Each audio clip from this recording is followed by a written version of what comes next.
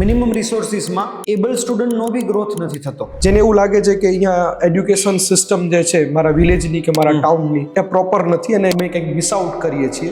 આવા લોકો છે એના માટે સર આપ શું કહેશો? સર, જેમને રિસોર્સિસનો પ્રોબ્લેમ છે અને જેમને એવું છે કે ભાઈ મારા ચાઇલ્ડને મારે વધારે સારો ડેવલપ કરવું છે, એટલીસ્ટ 10 વર્ષની એજ પછી જ્યારે થઈ શકે ત્યારે એમને હોસ્ટેલમાં મોકલી દેવા જોઈએ. કારણ કે મિનિમમ રિસોર્સિસમાં એબલ સ્ટુડન્ટનો બી ગ્રોથ નથી થતો. અથવા તો પછી જ્યારે સ્કોલર બાળક હોય, જ્યારે એની પાસે કંઈક કરવા માટેનો ટાઈમ છે, નથી કરતા, ત્યારે પછી એવી અમુક ખોટી હેબિટ્સ પડે કે જ્યાં એનો ટાઈમ વેસ્ટ થાય છે. તો એની જે એબિલિટીઝ છે એ ડેવલપ થવાની જગ્યાએ એ નેરો થતી જાય, એની એબિલિટીઝ વધારે ખીલે નહીં. તો બેટર છે કે એ પેરેન્ટ્સ તો ઇમિડિયેટલી બાળકોને જેટલી જલ્દી થઈ શકે એટલું હોસ્ટેલમાં મોકલી જ દે કે જ્યાં સરાઉન્ડિંગમાં એમની પાસે ઓપ્શન જ નથી. લાંબુ વિચાર કરવાની જરૂર નથી. જો રિસોર્સિસ નથી તો હોસ્ટેલ બેસ્ટ ઓપ્શન છે અને મને વધારે કન્ફ્યુઝ થવાની જરૂર નથી. આ મારે આ કોલ જલ્દી લેવું જોઈએ. Yes, obviously.